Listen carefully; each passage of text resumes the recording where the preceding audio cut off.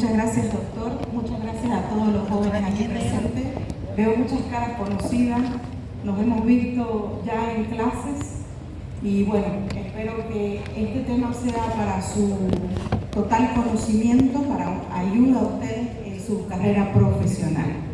Vamos a hablar de un tema muy importante, un tema que se ve muy seguido en lo que es la atención, sobre todo en lo que son las emergencias.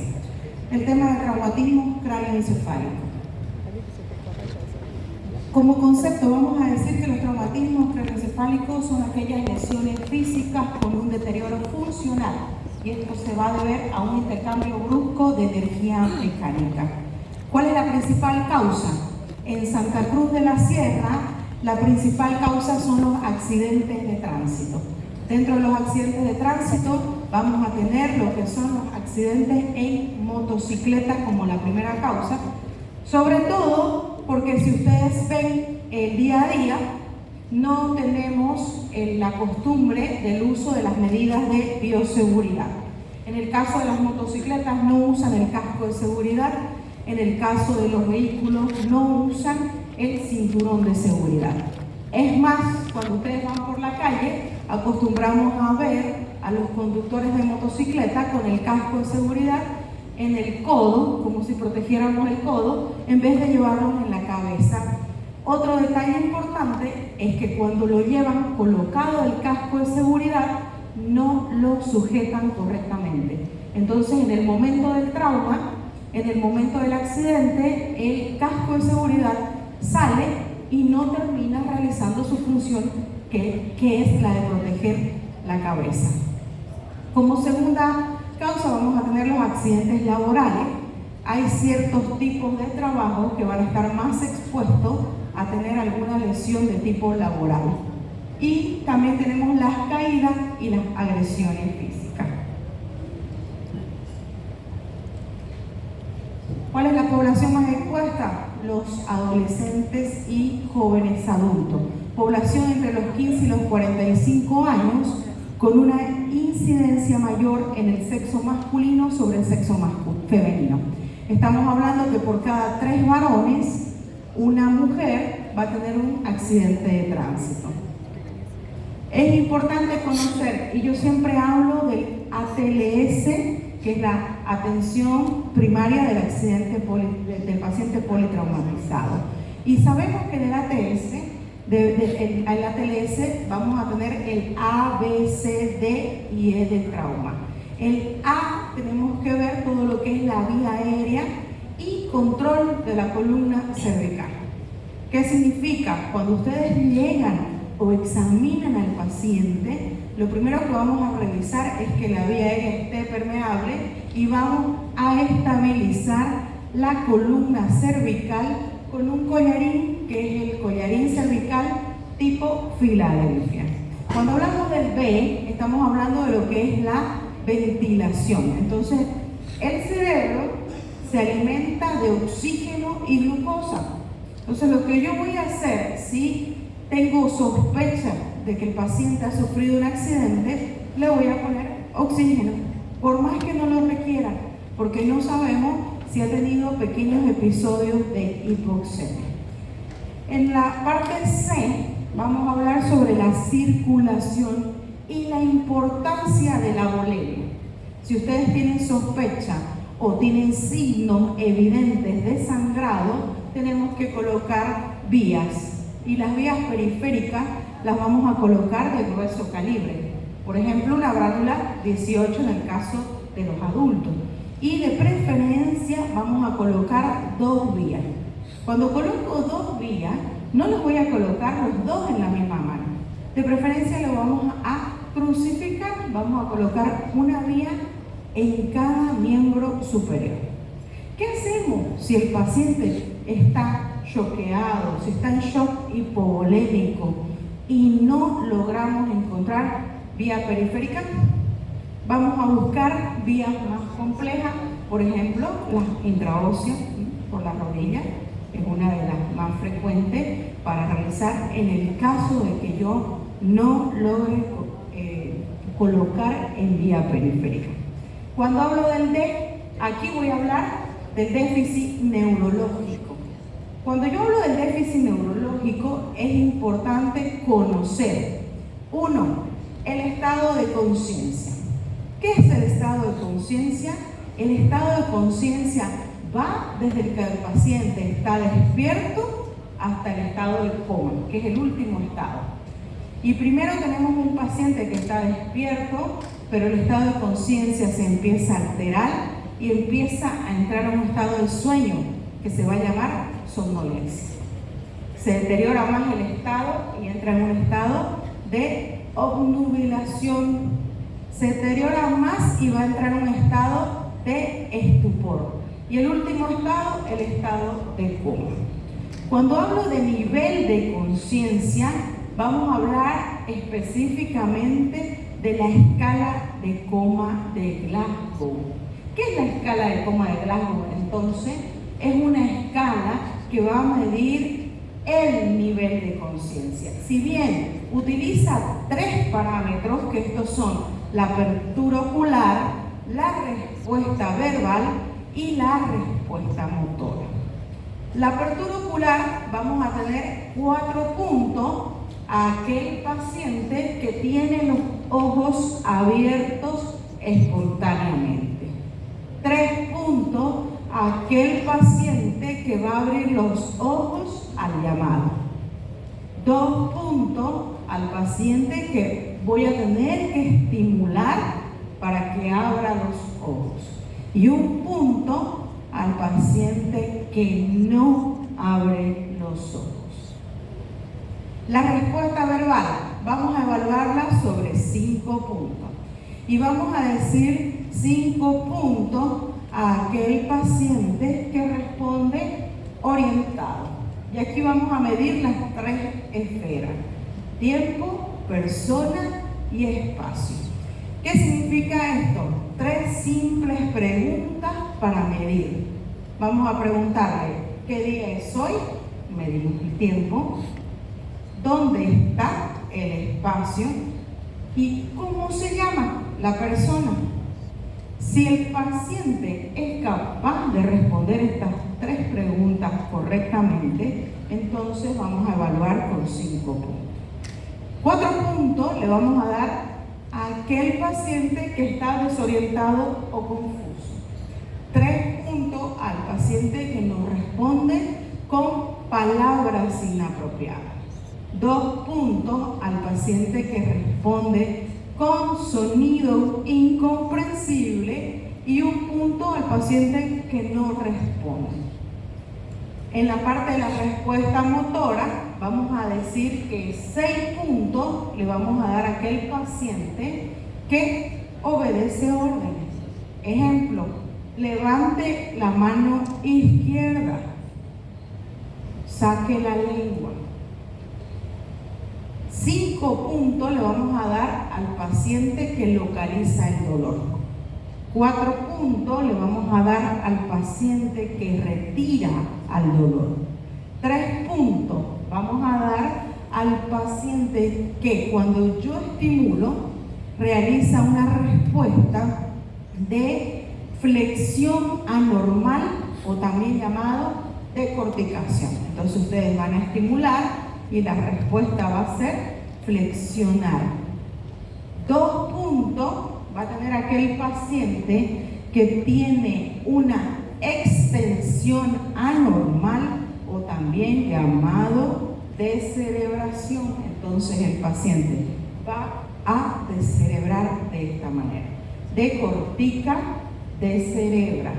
Y 1 punto no le vamos a poner cuando no tenemos ningún tipo de respuesta, vamos a colocar 1 punto. Ahora, es bien sabido que esta escala de coma está desde los años, desde los 1970 y tanto. ¿Por qué? ¿Y por qué se llama escala de coma de Glasgow? Porque en la ciudad de Glasgow, en una convención, se define la necesidad de estadificar a los pacientes neurológicos. ¿Por qué? Porque decimos el caso de los traumatismos encefalocraneales. Si ustedes tienen un traumatismo que tiene una escala de coma de Glasgow de 14 o 15, lo vamos a estadificar como un traumatismo encefalocraneal leve. Si el resultado de la escala de coma de Glasgow es de 9 a 13, lo vamos a estadificar como un traumatismo encefalocraneal moderado. Si la escala de coma de Glasgow tiene un parámetro menor de 8, se considerará un traumatismo encefalocraneal grave.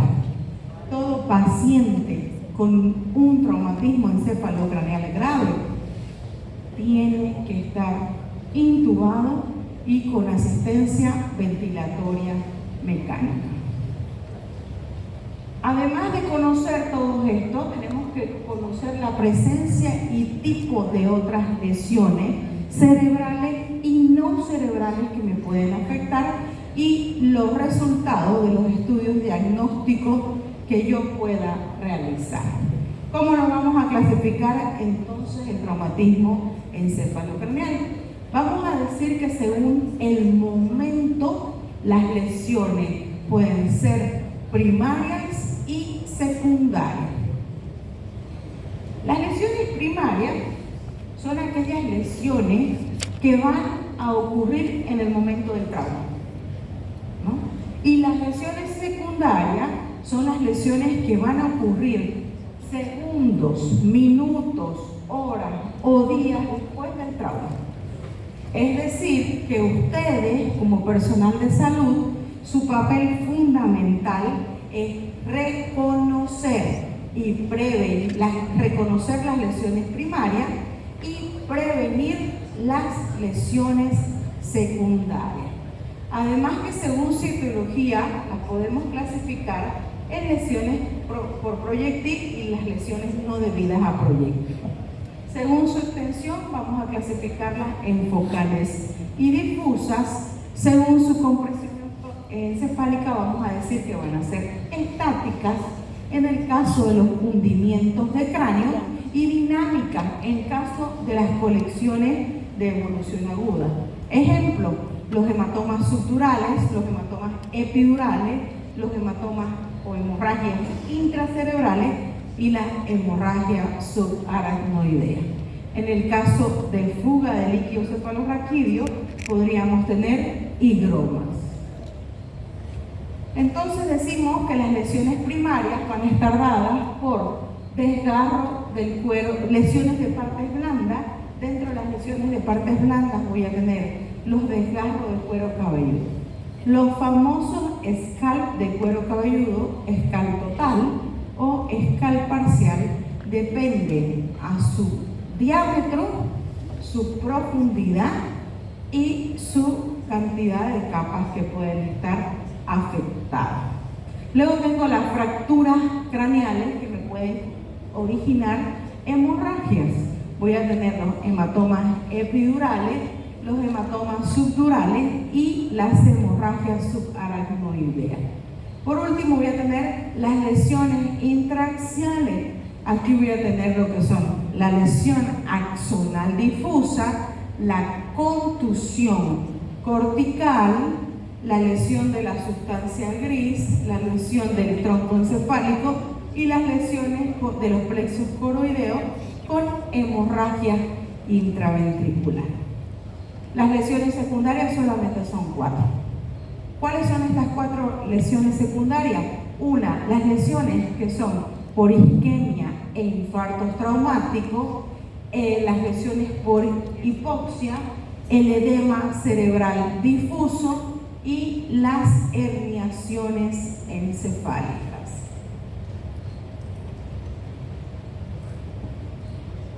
Lesiones de partes blandas, ¿qué es lo que vamos a ver y cuál es el tratamiento que vamos a realizar?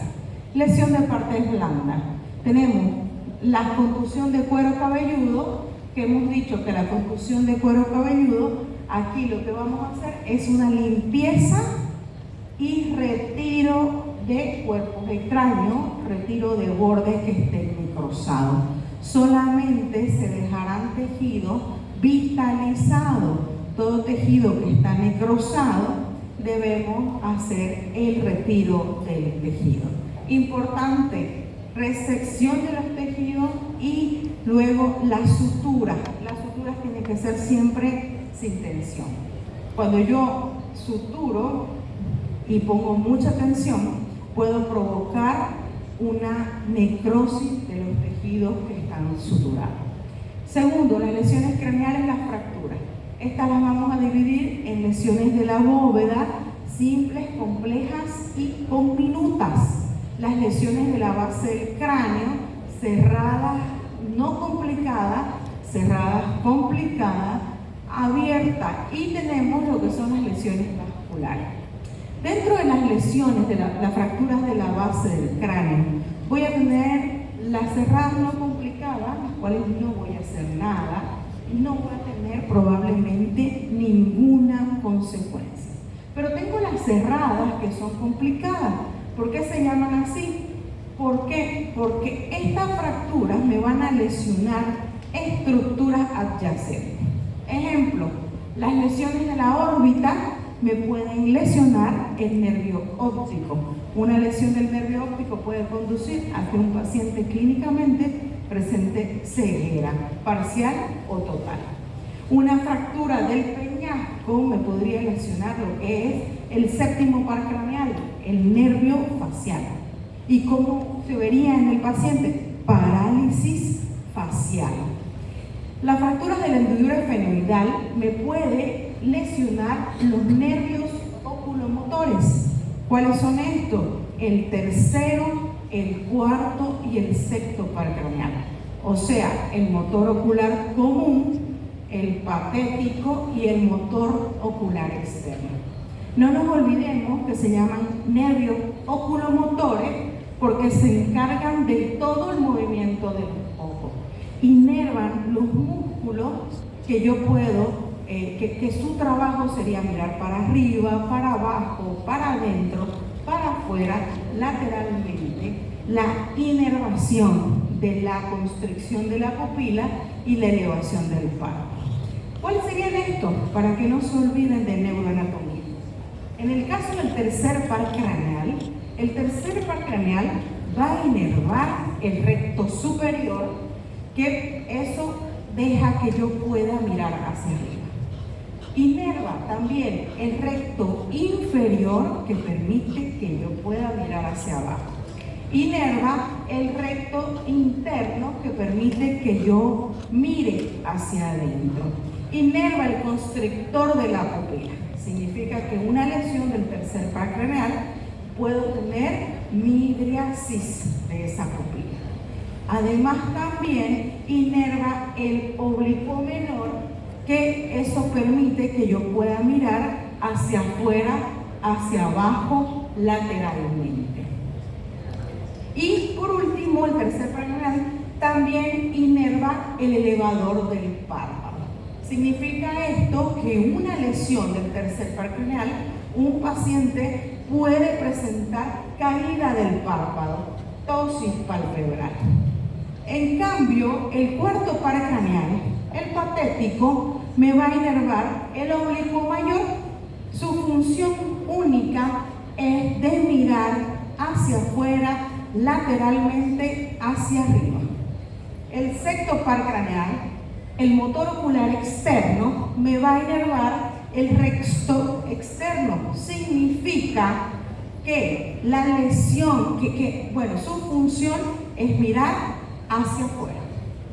Y siempre le digo a los chicos, pregunta de examen, que no sé si va a estar en su examen de este tema, dice que cómo se vería la mirada en una lesión del sexto par craneal izquierdo.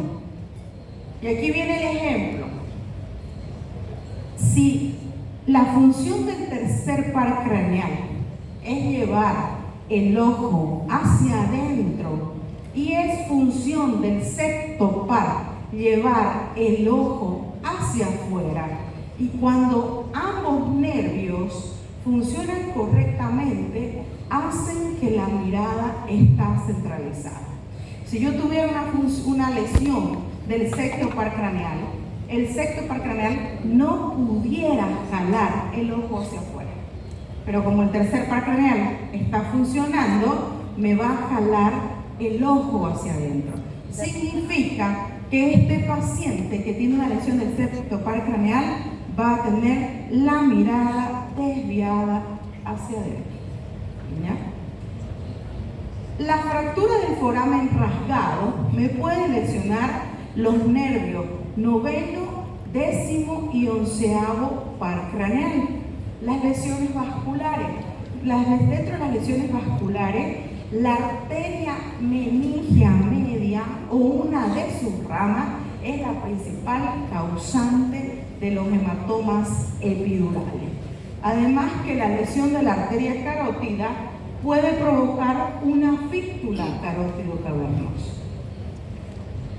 Las lesiones encefálicas pueden ser tres tipos: conmoción, contusión y laceración cerebral. ¿Qué es la conmoción? Estoy casi segura que la gran mayoría de las personas aquí presentes en algún momento han experimentado un episodio de conmoción cerebral. La conmoción cerebral es aquel fenómeno que nos golpeamos la cabeza y quedamos por unos segundos aturdidos, como perdidos, descompensados. Sin embargo, pasados esos segundos, el paciente recupera por completo. No deja lesión, no deja ninguna secuela y no tiene una lesión anatomopatológica. En cambio, la contusión, aquí voy a tener anoxia, edema cerebral y lesión anatomopatológica. La laceración cerebral es la peor de todas estas porque en este caso voy a tener destrucción del tejido cerebral. Y vamos a comenzar ejemplos.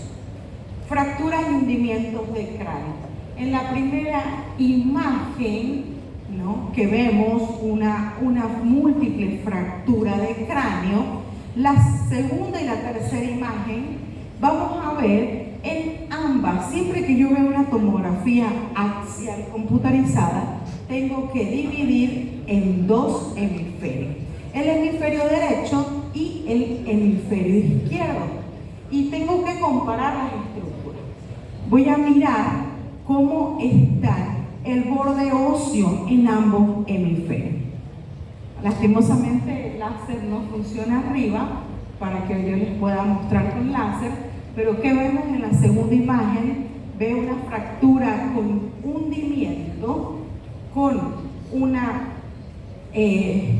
pequeña entrada de aire, es la imagen a nivel frontal, negra, hipodensa. Y en la tercera imagen veo una fractura con hundimiento a nivel parieto-occipital con un hematoma subgaleal. Los hematomas subgaleales, en español, ustedes como futuros colegas tienen que expresarse como hematoma subgaleal. El paciente les va a decir: tengo un chichón, o los brasileros van a decir: tengo un galo. Pero ustedes no pueden expresarse de esa manera. Ustedes tienen que decir hematoma subgaleal, porque es una inflamación con hemorragia a nivel de la galia.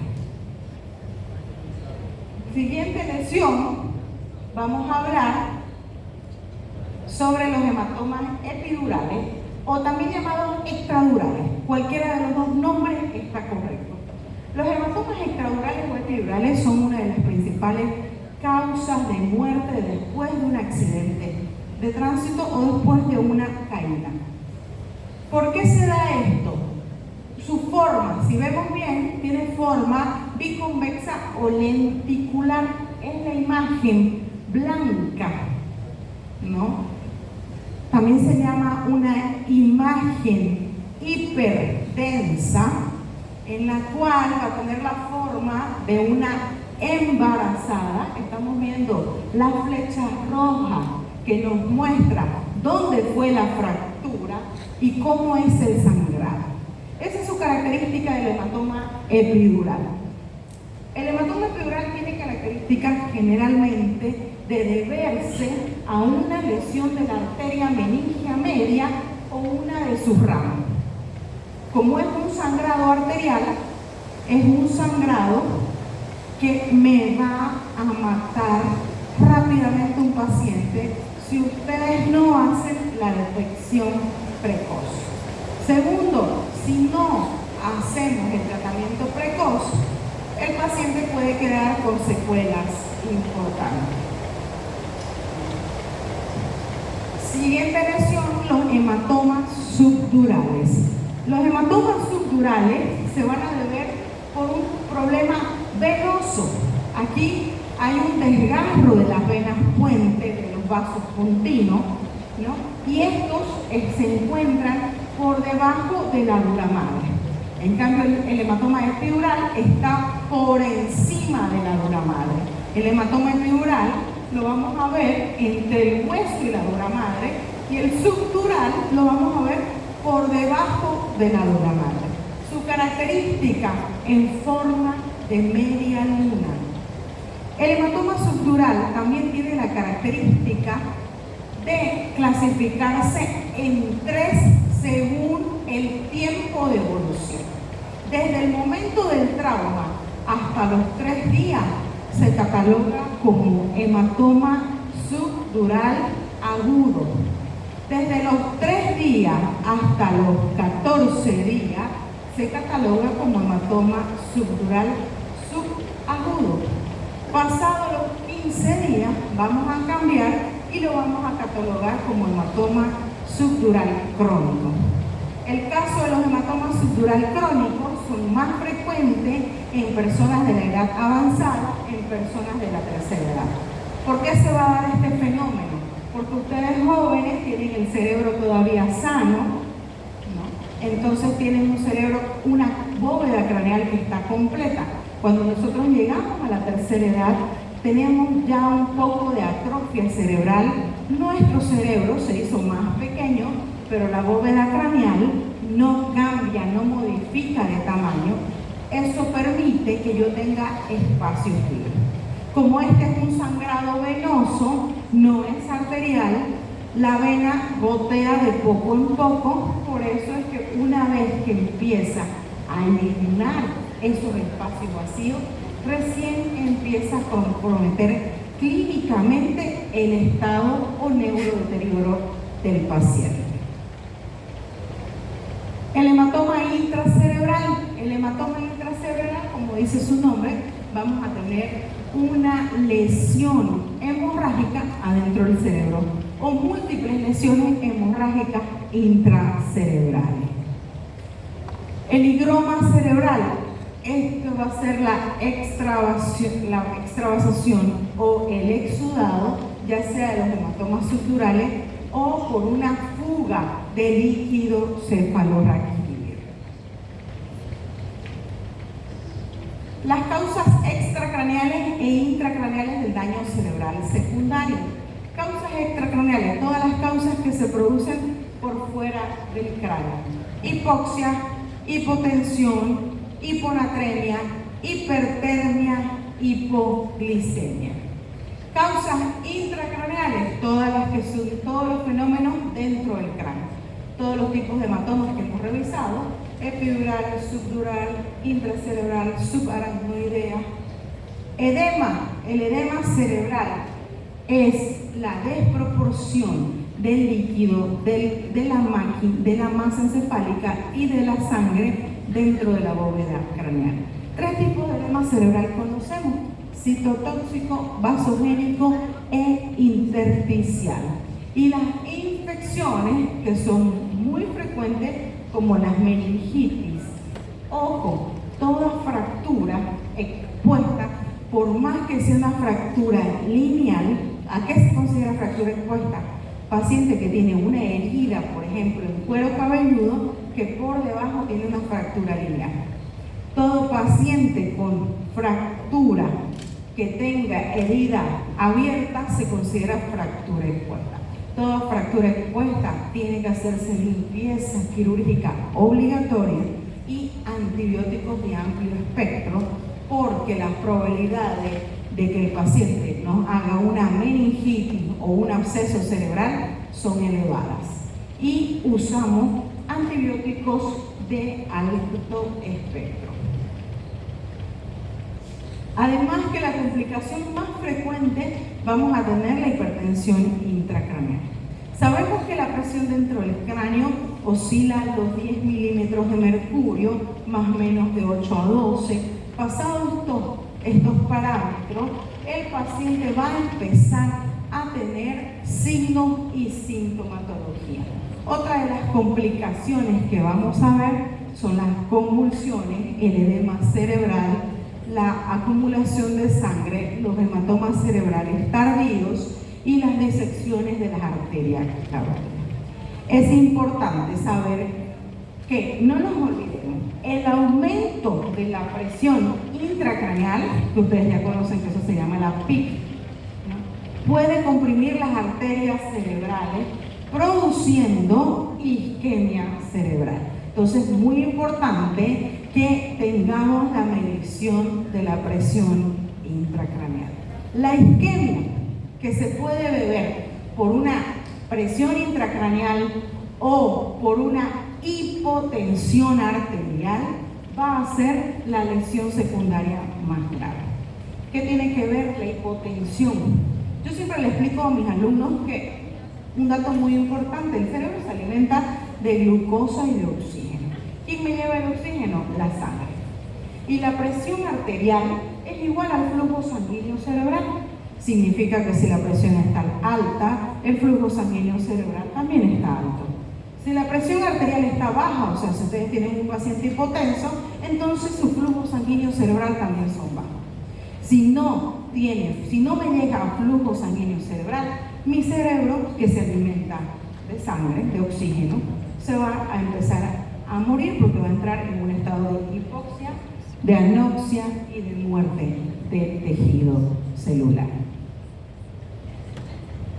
Reconocer siempre cuáles son los signos de fractura de base de cráneo. Esto es básico. Llega un paciente, miramos los ojos, vemos si hay equimosis periorbitaria, también llamado ojos de mapache. Siempre vamos a espiar atrás de la oreja. Voy y miro. Hay una equimosis retroauricular, también llamado el signo de Butler.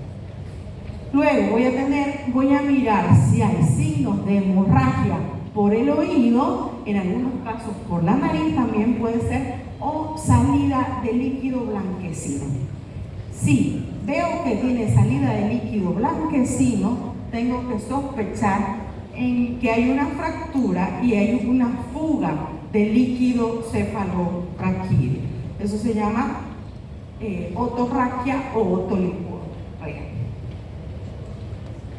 Ya sabemos la escala de coma de Glasgow. Signos de riesgo moderado. Me tiene que llamar la atención y tengo que dejarlo en observación. Todo niño menor de 2 años, adulto mayor de 65 años, paciente en estado de ebriedad, paciente con antecedentes de haber consumido drogas, traumatismos múltiples, signos de fractura de cráneo, heridas penetrantes craneales con fracturas o con hundimientos de cráneo, historia clínicas incompleta, vómitos postraumáticos, amnesia postraumática, convulsiones postraumáticas o deterioro del estado de conciencia. Además de cefaleas que puede aumentar con el estado de conciencia. ¿Cómo voy a manejar a un paciente con un traumatismo encefalocraneal moderado? Es un paciente que va a tener una escala de coma de Glasgow de 9 a 3. El paciente tiene que estar en observación con oxígeno siempre, con oxígeno suplementario, ya sea por bigotera o por mascarilla. Vamos a hacer el ABCD del trauma, tomografía axial computarizada de cerebro. Siempre la primera tomografía la vamos a realizar sin contraste. Vamos a hacer revaloraciones periódicas de todo lo que es la parte neurológica y de acuerdo a ello, antes de dar el alta, podemos repetir la tomografía de control.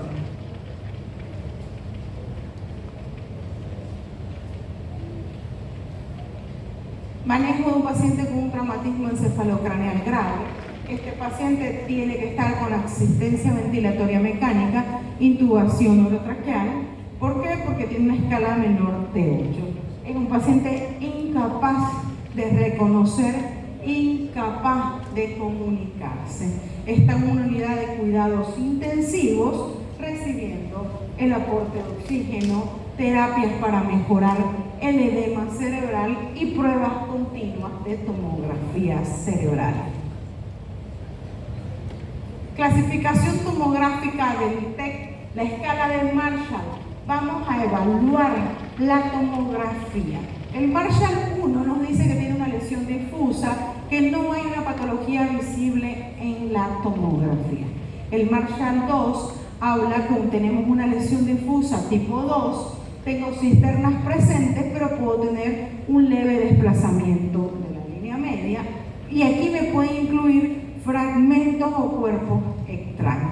Marshall 3, lesión difusa 3, cisternas van a estar comprimidas o las cisternas pueden que estén ausentes con un desplazamiento de la línea media. Marshall 4, lesión difusa tipo 4, vamos a tener un desplazamiento de la línea media sin lesiones de muy alta densidad. ¿Por qué? Porque toda lesión que sea evacuable quirúrgicamente directamente entra a la estadificación de Marshall 5. Marshall 6, aquella lesión que tiene una densidad alta, pero que ya no hay nada que hacer, que ya no tiene conducta quirúrgica.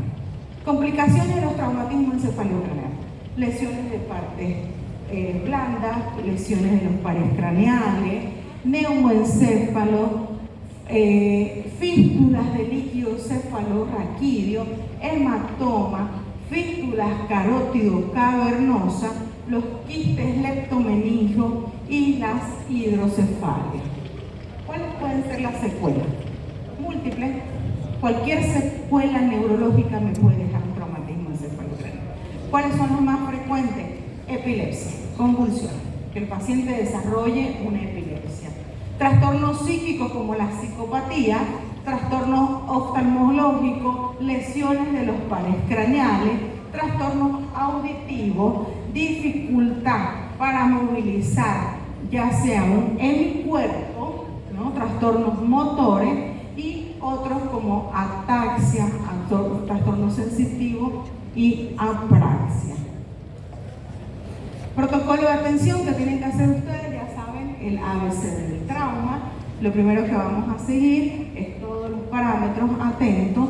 Un paciente puede estar excitado por 3 cosas. Agresivo, excitado por 3 cosas. 1, porque le duele, porque algo le está doliendo. 2, por retención vesical. Y 3, porque tiene una lesión cerebral. Entonces el paciente tiene una confusión mental. Tratamiento de la hipertensión intracraneal va a estar en base a las drogas barbitúricas, a hiperventilación y a diuréticos. Uno de los diuréticos que más usamos siempre para mejorar el edema cerebral es el manitol. Manitol tiene solo 3 contraindicaciones. A partir de ahí, ustedes a todos pónganle manitol. ¿Cuándo no van a usar? Esto es lo más importante. No van a usar manitol en aquel paciente que tiene insuficiencia renal, hiponatremia e hipotensión. Las 3 contraindicaciones. Después pueden ponerles manitol a todos. ¿Y qué hago si mi paciente tiene hipotensión? En este caso usemos soluciones hipertónicas, soluciones en base a sodio.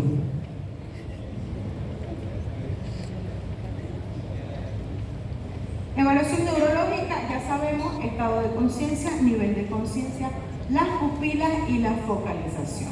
Estudios neuroradiológicos, radiografía, tomografías de cráneo, resonancias magnéticas y angiografía cerebral.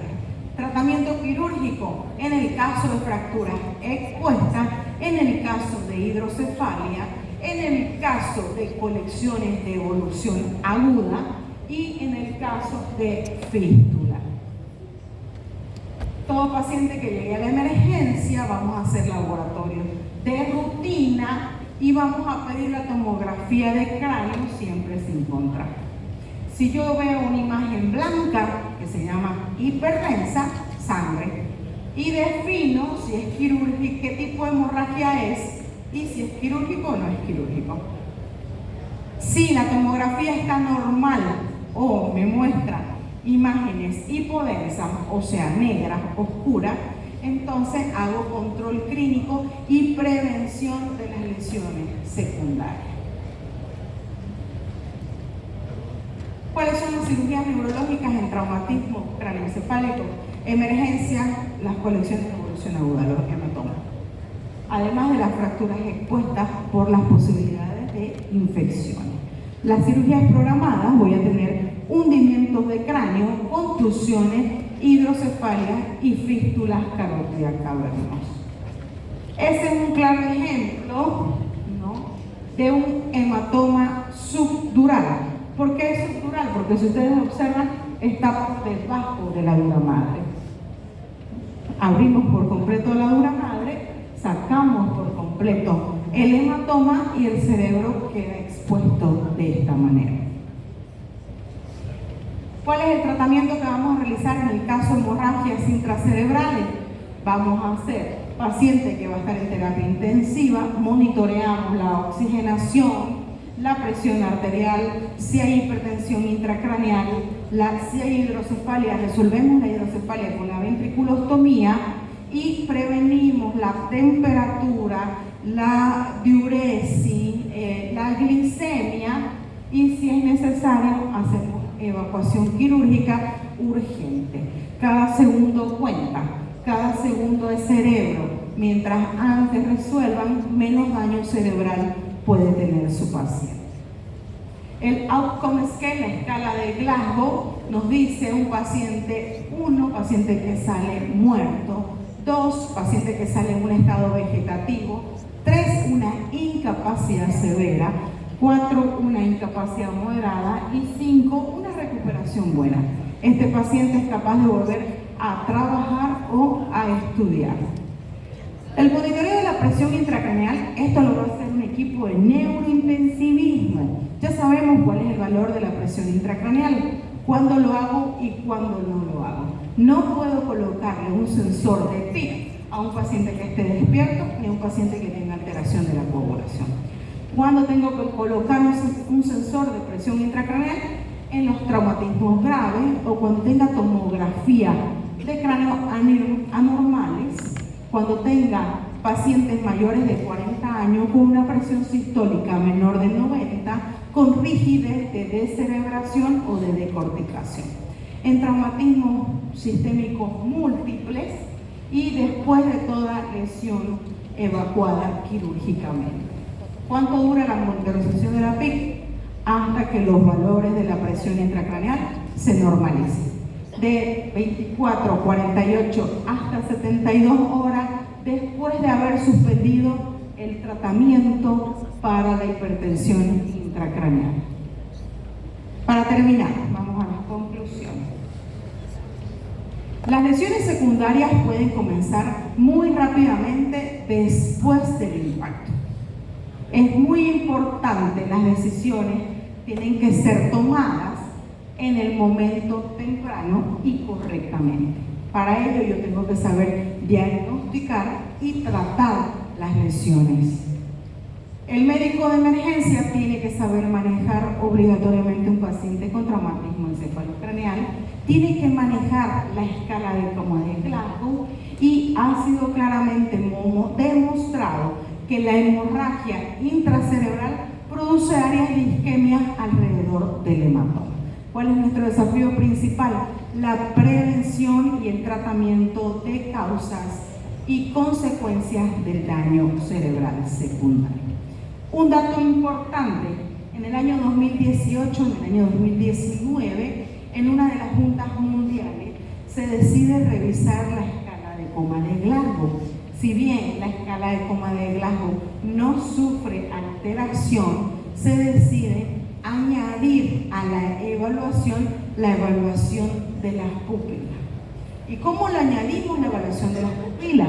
Ellos nos dicen que si bien el Glasgow es el mismo, si tengo un paciente con las pupilas isocóricas reactivas, o sea, normales, es 0 puntos. Si tengo un paciente con las dos pupilas midriáticas dilatadas y es reactiva, le voy a quitar 2 puntos, o sea, menos 2 puntos. Si tengo un paciente que tiene una pupila normal y una dilatada, solamente voy a quitarle 1 punto, menos 1 punto. Esto significa que cuando ustedes añaden la evaluación pupilar, la escala de coma de Glasgow puede disminuir siempre y cuando ustedes especifiquen que están añadiendo a la evaluación pupilar. ¿Por qué se debe esto? Porque hemos visto que pacientes con Glasgow 3 tienen todavía función eléctrica cerebral, en el cual pupilas están bien, signos de tronco están bien. Pero también hemos visto pacientes con Glasgow 3 que tienen las pupilas dilatadas a reactiva, que ya tenemos signos importantes de muerte cerebral. Gracias.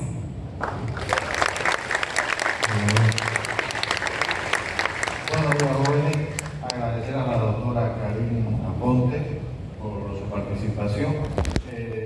También invitarles a hacer algunas preguntas que tengan, alguna incógnita, la presentación de la doctora. Levanten la mano para acercarle el micrófono para los que deseen hacer alguna pregunta. Ok, muy amables jóvenes, hacemos